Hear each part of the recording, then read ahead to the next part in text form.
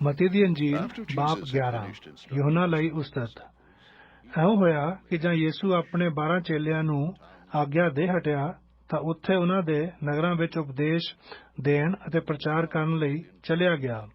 ਯੋਹਨਾ ਨੇ ਕੈਦਖਾਨੇ ਵਿੱਚ ਮਸੀਹ ਦੇ ਕੰਮਾਂ ਨੂੰ ਸੁਣ ਕੇ ਆਪਣੇ ਚੇਲਿਆਂ ਦੀ ਰਾਹੀਂ ਉਹਨੂੰ ਆਖ ਘੱਲਿਆ, ਭਾਈ, ਜਿਹੜਾ ਆਉਣ ਵਾਲਾ ਸੀ ਉਹ ਤੂੰ ਹੀ ਹੈ ਜਾਂ ਅਸੀਂ ਕਿਸੇ ਹੋਰ ਨੂੰ ਉਡੀਕੀਏ? ਯੀਸ਼ੂ ਨੇ ਉਹਨਾਂ ਨੂੰ ਉੱਤਰ ਦਿੱਤਾ, ਜੋ ਕੁਝ ਤੁਸੀਂ ਸੁਣਦੇ ਅਤੇ ਵੇਖਦੇ ਹੋ ਸੋ ਯੋਹਨਾ ਨੂੰ ਜਾ ਦੱਸਿਓ ਕਿ ਅੰਨ੍ਹੇ ਸਿਖਾਏ ਜਾਂਦੇ ਹਨ ਅਤੇ ਲੰਗੜੇ ਤੁਰਦੇ ਹਨ, ਕੋਹੜੀ ਸ਼ੁੱਧ ਕੀਤੇ ਜਾਂਦੇ ਹਨ ਅਤੇ ਬੋਲੇ ਸੁਣਦੇ ਹਨ ਅਤੇ ਮੁਰਦੇ ਜਿਵਾਏ ਜਾਂਦੇ ਹਨ ਅਤੇ ਗਰੀਬਾਂ ਨੂੰ ਖੁਸ਼ਖਬਰੀ ਸੁਣਾਈ ਜਾਂਦੀ ਹੈ ਅਤੇ ਧੰਨ ਉਹ ਹੈ ਜੋ ਮੇਰੇ ਕਾਰਨ ਠੋਕਰ ਨਾ ਖਾਵੇ।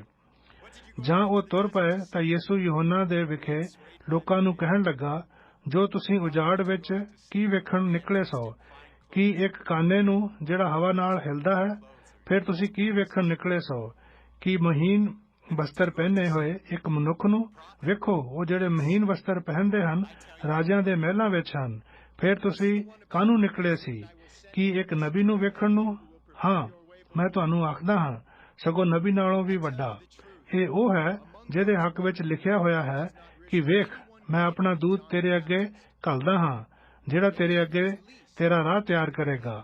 ਮੈਂ ਤੁਹਾਨੂੰ ਸੱਚ ਆਖਦਾ ਹਾਂ, ਭਾਈ, ਜਿਹੜੇ ਤੀਵੀਆਂ ਤੋਂ ਜੰਮੇ ਉਹਨਾਂ ਵਿੱਚੋਂ ਯੋਹਨਾ ਬਪਤਿਸਮਾ ਦੇਣ ਵਾਲੇ ਨਾਲੋਂ ਵੱਡਾ ਕੋਈ ਵੀ ਨਾ ਉੱਠਿਆ, ਪਰ ਜੋ ਸੁਰਗ ਦੇ ਰਾਜ ਵਿੱਚ ਛੋਟਾ ਹੈ ਸੋ ਉਸ ਤੋਂ ਵੱਡਾ ਹੈ।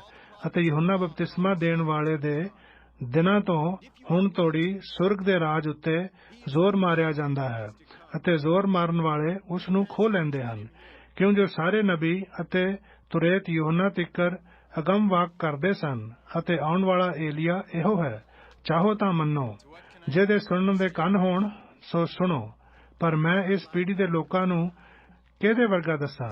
ਇਹ ਉਹਨਾਂ ਨੀਗਰਾਂ ਵਰਗੇ ਹਨ ਜਿਹੜੇ ਬਾਜ਼ਾਰਾਂ ਵਿੱਚ ਬੈਠੇ ਆਪਣੇ ਸਾਥੀਆਂ ਨੂੰ ਆਵਾਜ਼ ਮਾਰ ਕੇ ਆਖਦੇ ਹਨ, ਅਸਾਂ ਤੁਹਾਡੇ ਲਈ ਬਾਂਸੁਰੀ ਵਜਾਈ ਪਰ ਤੁਸੀਂ ਨਾ ਨੱਚੇ, ਅਸਾਂ ਸਿਆਪਾ ਕੀਤਾ ਪਰ ਤੁਸੀਂ ਨਾ ਪਿੱਟੇ।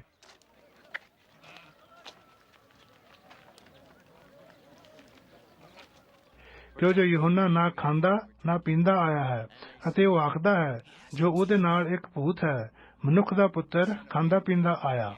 ਅਤੇ ਉਹ ਆਖਦੇ ਹਨ, ਵੇਖੋ, ਇੱਕ ਖਾਊ ਅਤੇ ਸ਼ਰਾਬੀ ਮਨੁੱਖ, ਮਸੂਲੀਆਂ ਅਤੇ ਪਾਪੀਆਂ ਦਾ ਯਾਰ।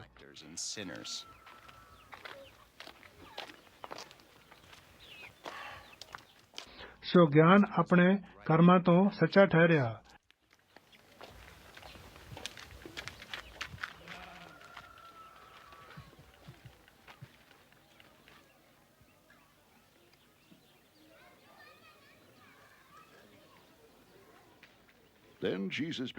ਤਦ ਉਹ ਉਹਨਾਂ ਨਗਰਾਂ ਨੂੰ ਜਿਨ੍ਹਾਂ ਵਿੱਚ ਉਹਦੀਆਂ ਬਹੁਤੀਆਂ ਕਰਾਮਾਤਾਂ ਵਿਖਾਈਆਂ ਗਈਆਂ ਸਨ ਉਲਾਂਭਾ ਦੇਣ ਲੱਗਾ, ਜੋ ਉਹਨਾਂ ਨੇ ਤੋਬਾ ਨਹੀਂ ਸੀ ਕੀਤੀ। ਹਾਏ ਤੈਨੂੰ ਖਰਾਜ਼ੀਨ! ਹਾਏ ਤੈਨੂੰ ਬੈਤਸਦਾ!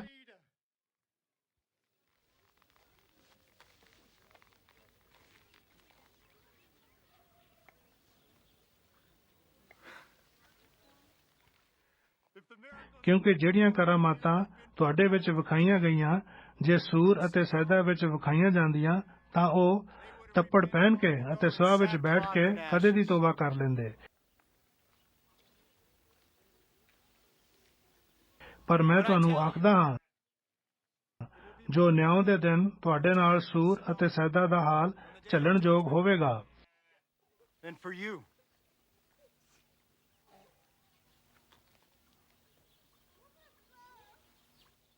ਅਤੇ ਹੇ ਕਫਰਨਹੂਮ, ਕੀ ਤੂੰ ਆਕਾਸ਼ ਤੀਕਰ ਉੱਚਾ ਕੀਤਾ ਜਾਏਗਾ? ਤੂੰ ਸਗੋਂ ਪਤਾਲ ਤੋੜੀ ਉਤਰੇਗਾ। ਕਿਉਂਕਿ ਜਿਹੜੀਆਂ ਕਰਾਮਾਤਾਂ ਤੇਰੇ ਵਿੱਚ ਵਿਖਾਈਆਂ ਗਈਆਂ ਜੇ ਉਹ ਸਦੂਮ ਵਿੱਚ ਵਿਖਾਈਆਂ ਜਾਂਦੀਆਂ ਤਾਂ ਉਹ ਅੱਜ ਤਾਈਂ ਬਣਿਆ ਰਹਿੰਦਾ।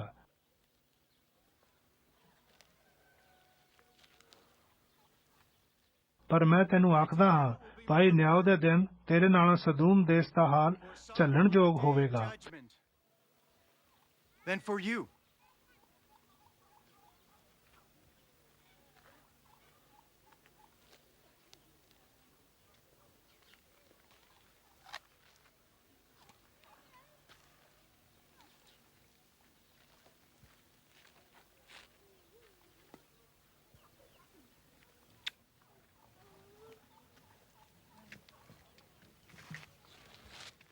ਉਸ ਵੇਲੇ ਯੀਸ਼ੂ ਨੇ ਅੱਗੋਂ ਆਖਿਆ, ਹੇ ਪਿਤਾ, ਆਕਾਸ਼ ਅਤੇ ਧਰਤੀ ਦੇ ਮਾਲਕ, ਮੈਂ ਤੇਰੀ ਵਡਿਆਈ ਕਰਦਾ ਹਾਂ,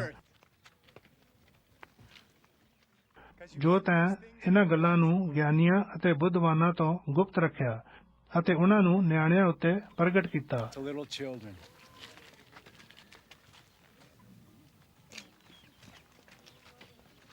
ਹਾਂ, ਹੇ ਪਿਤਾ, ਕਿਉਂ ਜੋ ਤੈਨੂੰ ਇਹ ਚੰਗਾ ਲੱਗਾ।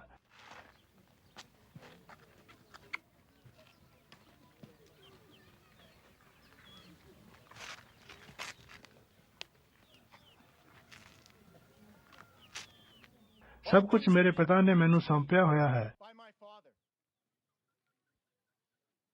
ਅਤੇ ਪੁੱਤਰ ਨੂੰ ਕੋਈ ਨਹੀਂ ਜਾਣਦਾ ਪਰ ਪਿਤਾ, ਅਤੇ ਨਾ ਕੋਈ ਪਿਤਾ ਨੂੰ ਜਾਣਦਾ ਹੈ ਪਰ ਪੁੱਤਰ, ਅਤੇ ਉਹ ਜਿਸ ਉਤੇ ਪੁੱਤਰ ਉਹਨੂੰ ਪ੍ਰਗਟ ਕਰਨਾ ਚਾਹੇ।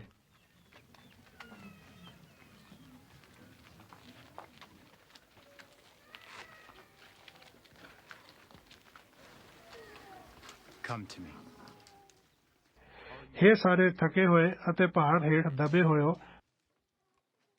ਮੇਰੇ ਕੋਲ ਆਓ, ਮੈਂ ਤੁਹਾਨੂੰ ਆਰਾਮ ਦਿਆਂਗਾ। ਮੇਰਾ ਜੁੱਲਾ ਆਪਣੇ ਉੱਤੇ ਲੈ ਲਵੋ ਅਤੇ ਮੈਥੋਂ ਸਿੱਖੋ, ਕਿਉਂ ਜੋ ਮੈਂ ਕੋਮਲ ਅਤੇ ਮਨ ਦਾ ਗਰੀਬ ਹਾਂ, ਅਤੇ ਤੁਸੀਂ ਆਪਣਿਆਂ ਜੀਆਂ ਵਿੱਚ ਆਰਾਮ ਪਾਓਗੇ, ਕਿਉਂ ਜੋ ਮੇਰਾ ਜੁੱਲਾ ਹੌਲਾ ਅਤੇ ਮੇਰਾ ਭਾਰ ਹਲਕਾ ਹੈ। ਮਤੀ ਦੀ ਅੰਜੀਲ ਬਾਬ 12। ਸਬਤ ਨੂੰ ਮੰਨਣਾ, ਪਵਿੱਤਰ ਆਤਮਾ ਦੇ ਵਿਰੁੱਧ ਪਾਪ। ਉਸ ਵੇਲੇ ਯੀਸ਼ੂ ਸਬਤ ਦੇ ਦਿਨ ਖੇਤਾਂ ਵਿੱਚੋਂ ਦੀ ਲੰਘਿਆ ਅਤੇ ਉਹਦੇ ਚੇਲੇ ਭੁੱਖੇ ਹੋ ਕੇ ਸਿੱਟੇ ਤੋੜ-ਤੋੜ ਚੱਬਣ ਲੱਗੇ।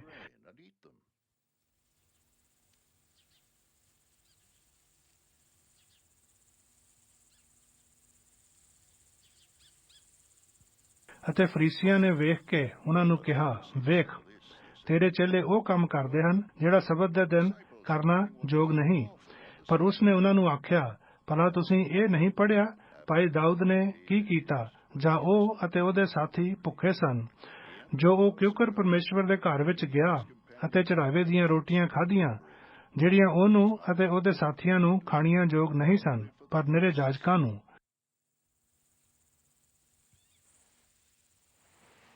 ਜਾਂ ਤੁਸਾਂ ਤੁਰੇਤ ਵਿੱਚ ਇਹ ਨਹੀਂ ਪੜ੍ਹਿਆ, ਭਾਈ ਜਾਜਕ ਸਬਤ ਦੇ ਦਿਨ ਹੈਕਲ ਵਿੱਚ ਸਬਤ ਦਾ ਅਪਮਾਨ ਕਰਕੇ ਵੀ ਨਿਰਦੋਸ਼ ਹਨ। ਪਰ ਮੈਂ ਤੁਹਾਨੂੰ ਆਖਦਾ ਹਾਂ ਕਿ ਇੱਥੇ ਹੈਕਲ ਨਾਲੋਂ ਵੀ ਇੱਕ ਵੱਡਾ ਹੈ। ਪਰ ਜੇ ਤੁਸੀਂ ਇਹਦਾ ਅਰਥ ਜਾਣਦੇ ਕਿ ਮੈਂ ਬਲੀਦਾਨ ਨੂੰ ਨਹੀਂ ਸਗੋਂ ਦਇਆ ਨੂੰ ਚਾਹੁੰਦਾ ਹਾਂ, ਤਾਂ ਨਿਰਦੋਸ਼ੀਆਂ ਨੂੰ ਦੋਸ਼ੀ ਨਾ ਠਹਿਰਾਉਂਦੇ,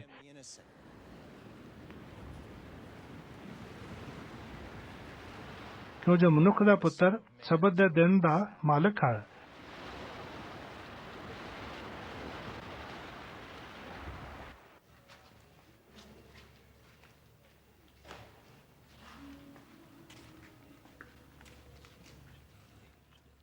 ਤਾਂ ਉੱਥੋਂ ਤੁਰ ਕੇ ਉਹ ਉਹਨਾਂ ਦੀ ਸਮਾਜ ਵਿੱਚ ਗਿਆ, ਅਤੇ ਵੇਖੋ, ਇੱਕ ਮਨੁੱਖ ਸੀ ਜਿਹਦਾ ਹੱਥ ਸੁੱਕਾ ਹੋਇਆ ਸੀ, ਔਰ ਉਹਨਾਂ ਨੇ ਉਹਦੇ ਜ਼ੁੰਮੇ ਦੋਸ਼ ਲਾਉਣ ਲਈ ਇਹ ਕਹਿ ਕੇ ਉਸ ਨੂੰ ਪੁੱਛਿਆ, ਭਲਾ ਸਬਤ ਦੇ ਦਿਨ ਚੰਗਾ ਕਰਨਾ ਯੋਗ ਹੈ?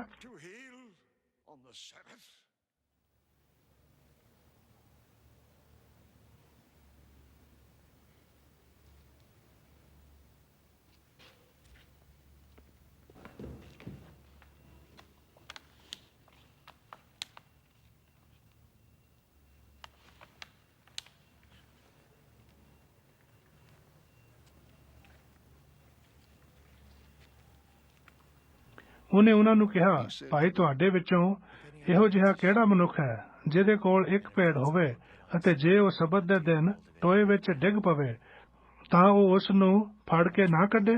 ਸੋ ਮਨੁੱਖ ਭੇਡ ਨਾਲੋਂ ਕਿੰਨਾ ਹੀ ਉੱਤਮ ਹੈ।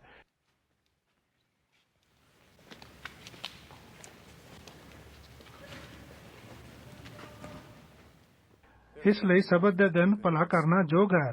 ਤਦ ਉਹਨੇ ਉਸ ਮਨੁੱਖ ਨੂੰ ਆਖਿਆ,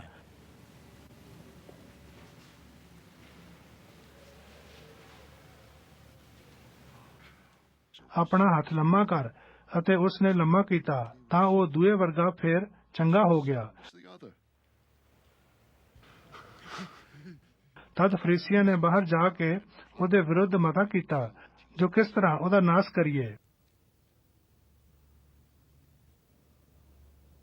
ਪਰ ਯਿਸੂ ਇਹ ਜਾਣ ਕੇ ਉੱਥੋਂ ਤੁਰ ਪਿਆ ਅਤੇ ਬਹੁਤ ਸਾਰੇ ਲੋਕ ਉਹਦੇ ਮਗਰ ਲੱਗ ਤੁਰੇ, ਔਰ ਉਸ ਨੇ ਉਹਨਾਂ ਸਭਨਾਂ ਨੂੰ ਚੰਗਾ ਕੀਤਾ ਅਤੇ ਉਹਨਾਂ ਨੂੰ ਤਾਕੀਦ ਕੀਤੀ ਜੋ ਮੈਨੂੰ ਉਜਾਗਰ ਨਾ ਕਰਨ।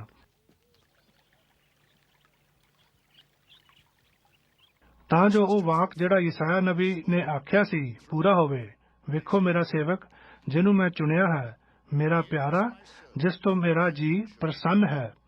ਮੈਂ ਆਪਣਾ ਆਤਮਾ ਉਹਦੇ ਉੱਤੇ ਰੱਖਾਂਗਾ ਅਤੇ ਉਹ ਪਰਾਈਆਂ ਕੌਮਾਂ ਨੂੰ ਨਿਆਂ ਦੀ ਖਬਰ ਕਰੇਗਾ।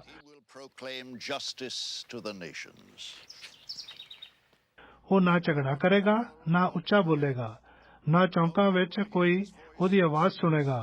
ਉਹ ਲਤਾੜੇ ਹੋਏ ਕਾਨੇ ਨੂੰ ਨਾ ਤੋੜੇਗਾ, ਨਾ ਦੁਖਤੀ ਹੋਈ ਸਣ ਨੂੰ ਬੁਝਾਵੇਗਾ, ਜਦ ਤੱਕ ਨਿਆਂ ਦੀ ਫਤਹ ਨਾ ਕਰ ਦੇਵੇ ਅਤੇ ਉਸ ਦੇ ਨਾਮ ਉੱਤੇ ਪਰਾਈਆਂ ਕੌਮਾਂ ਆਸ ਰੱਖਣਗੀਆਂ।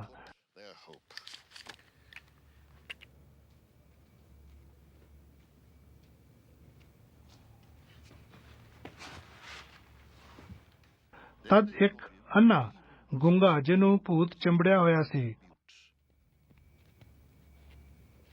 ਉਹਦੇ ਕੋਲ ਲਿਆਏ ਅਤੇ ਉਸ ਨੇ ਉਹਨੂੰ ਅਜਿਹਾ ਚੰਗਾ ਕੀਤਾ ਜੋ ਗੂੰਗਾ ਬੋਲਣ ਵੇਖਣ ਲੱਗਾ ਅਤੇ ਸਾਰੇ ਲੋਕ ਅਚਰਜ ਹੋ ਕੇ ਬੋਲੇ, ਭਲਾ ਇਹ ਦਾਊਦ ਦਾ ਪੁੱਤਰ ਨਹੀਂ ਹੈ? ਪਰ ਫਰੀਸੀਆਂ ਨੇ ਸੁਣ ਕੇ ਕਿਹਾ, ਜੋ ਇਹ ਭੂਤਾਂ ਦੇ ਸਰਦਾਰ ਬਾਲਜ਼ਬੂਲ ਦੀ ਸਹਾਇਤਾ ਬਿਨਾਂ ਭੂਤਾਂ ਨੂੰ ਨਹੀਂ ਕੱਢਦਾ। That this fellow drives out demons.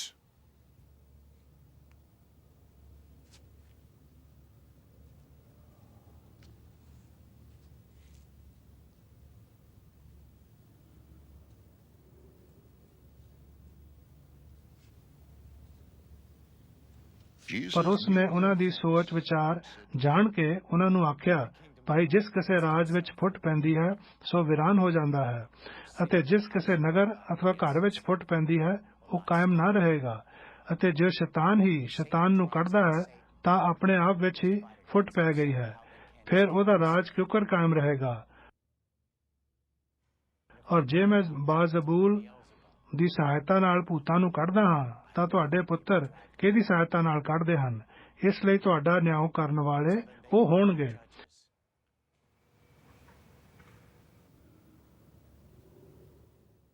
ਪਰ ਜੇ ਮੈਂ ਪਰਮੇਸ਼ਵਰ ਦੇ ਆਤਮਾ ਦੀ ਸਹਾਇਤਾ ਨਾਲ ਭੂਤਾਂ ਨੂੰ ਕੱਢਦਾ ਹਾਂ ਤਾਂ ਪਰਮੇਸ਼ਵਰ ਦਾ ਰਾਜ ਤੁਹਾਡੇ ਉੱਤੇ ਆ ਪਹੁੰਚਿਆ ਹੈ।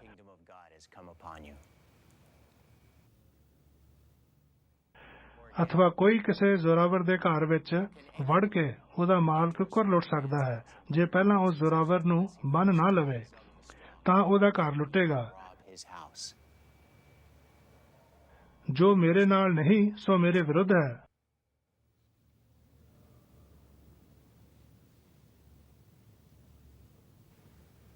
ਅਤੇ ਜੋ ਮੇਰੇ ਸੰਗ ਇਕੱਠਾ ਨਹੀਂ ਕਰਦਾ ਉਹ ਖਿਡਾਉਂਦਾ ਹੈ।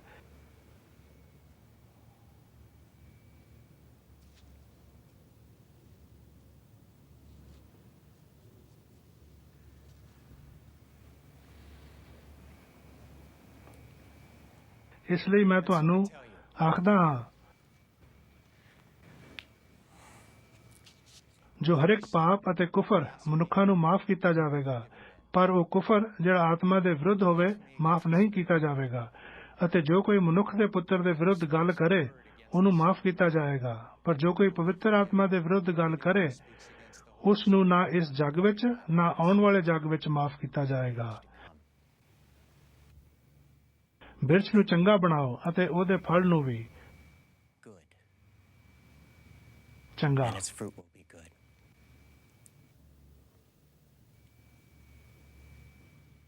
ਜਾਂ ਬਿਰਛ ਨੂੰ ਮਾੜਾ ਬਣਾਓ ਅਤੇ ਉਹਦੇ ਫਲ ਨੂੰ ਵੀ ਮਾੜਾ, ਕਿਉਂ ਜੋ ਬਿਰਛ ਆਪਣੇ ਫਲੋਂ ਹੀ ਪਛਾਣਿਆ ਜਾਂਦਾ ਹੈ।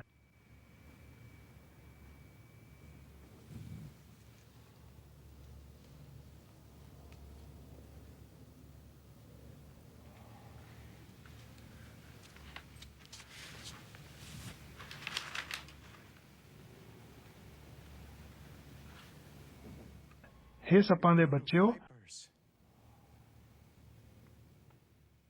ਤੁਸੀਂ ਬੁਰੇ ਹੋ ਕੇ ਚੰਗੀਆਂ ਗੱਲਾਂ ਕਿਉਂ ਕਰ ਸਕਦੇ ਹੋ? ਕਿਉਂਕਿ ਜੋ ਮਨ ਵਿੱਚ ਭਰਿਆ ਹੋਇਆ ਹੈ ਉਹ ਮੂੰਹ ਉੱਤੇ ਆਉਂਦਾ ਹੈ। ਭਲਾ ਮਨੁੱਖ ਭਲੇ ਖਜ਼ਾਨੇ ਵਿੱਚੋਂ ਭਲੀਆਂ ਗੱਲਾਂ ਕੱਢਦਾ ਹੈ ਅਤੇ ਬੁਰੇ ਮਨੁੱਖ ਬੁਰੇ ਖਜ਼ਾਨੇ ਵਿੱਚੋਂ ਬੁਰੀਆਂ ਗੱਲਾਂ ਕੱਢਦੇ ਹਨ।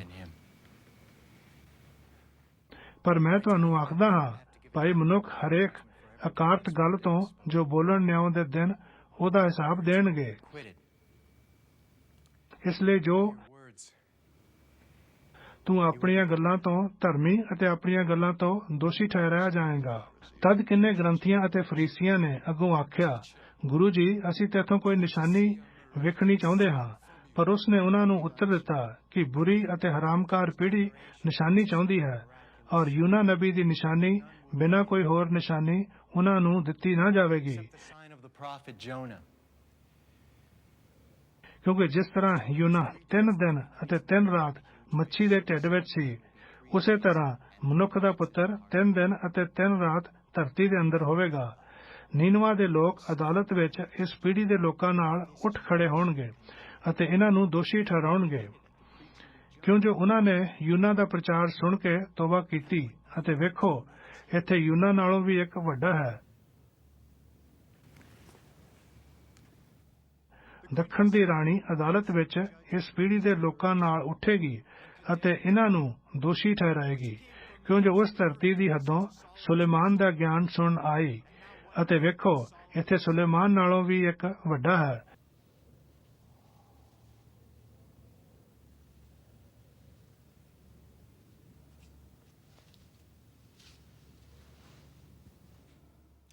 ਪਰ ਜਾਂ ਭ੍ਰਿਸ਼ਟ ਆਤਮਾ ਮਨੁੱਖ ਤੋਂ ਨਿਕਲ ਗਿਆ ਹੋਵੇ ਤਾਂ ਸੁੱਕੀਆਂ ਥਾਵਾਂ ਵਿੱਚ ਆਰਾਮ ਭਾਲਦਾ ਫਿਰਦਾ ਹੈ, ਪਰ ਨਹੀਂ ਲੱਭਦਾ। ਤਦ ਉਹ ਆਖਦਾ ਹੈ, ਭਾਈ ਮੈਂ ਆਪਣੇ ਘਰ ਜਿੱਥੋਂ ਨਿਕਲਿਆ ਸਾਂ ਮੁੜ ਜਾਵਾਂਗਾ। ਅਤੇ ਆਣ ਕੇ ਉਹਨੂੰ ਵਿਹਲਾ ਅਤੇ ਝਾੜਿਆ ਸਵਾਰਿਆ ਹੋਇਆ ਵੇਖਦਾ ਹੈ। ਤਦ ਉਹ ਜਾ ਕੇ ਹੋਰ 7 ਆਤਮਾ ਆਪਣੇ ਨਾਲੋਂ ਵੀ ਭੈੜੇ ਸੰਗ ਲਿਆਉਂਦਾ ਹੈ ਅਤੇ ਉਹ ਅੰਦਰ ਵੜ ਕੇ ਉੱਥੇ ਵਸਦੇ ਹਨ। ਤਾਂ ਉਸ ਮਨੁੱਖ ਦਾ ਪਿਛਲਾ ਹਾਲ ਪਹਿਲੇ ਨਾਲੋਂ ਬੁਰਾ ਹੁੰਦਾ ਹੈ। ਇਸ ਬੁਰੀ ਪੀੜ੍ਹੀ ਦੇ ਲੋਕਾਂ ਦਾ ਵੀ ਠੀਕ ਇਹੋ ਜਿਹਾ ਹਾਲ ਹੋਵੇਗਾ।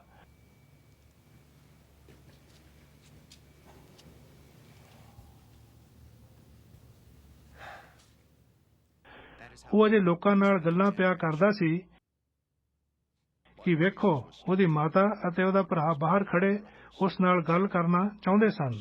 ਤਦ ਕਿਸੇ ਨੇ ਉਹਨੂੰ ਆਖਿਆ, ਵੇਖ, ਤੇਰੀ ਮਾਤਾ ਅਤੇ ਤੇਰਾ ਭਰਾ ਬਾਹਰ ਖੜੇ ਤੇਰੇ ਨਾਲ ਗੱਲ ਕਰਨੀ ਚਾਹੁੰਦੇ ਹਨ। ਪਰ ਉਹਨੇ ਆਖਣ ਵਾਲੇ ਨੂੰ ਉੱਤਰ ਦਿੱਤਾ, ਕੌਣ ਹੈ ਮੇਰੀ ਮਾਤਾ ਅਤੇ ਕੌਣ ਹੈ ਮੇਰਾ ਭਰਾ? ਅਤੇ ਆਪਣੇ ਚੇਲਿਆਂ ਵੱਲ ਆਪਣਾ ਹੱਥ ਪਸਾਰ ਕੇ ਕਿਹਾ, ਵੇਖੋ, ਮੇਰੀ ਮਾਤਾ ਅਤੇ ਮੇਰੇ ਭਰਾ। ਕਿਉਂਕਿ ਜੋ ਕੋਈ ਮੇਰੇ ਸਵਰਗ ਪਿਤਾ ਦੀ ਮਰਜ਼ੀ ਉੱਤੇ ਚੱਲਦਾ ਹੈ, ਸੋਈ ਮੇਰਾ ਭਰਾ ਅਤੇ ਭੈਣ ਅਤੇ ਮਾਤਾ ਹੈ।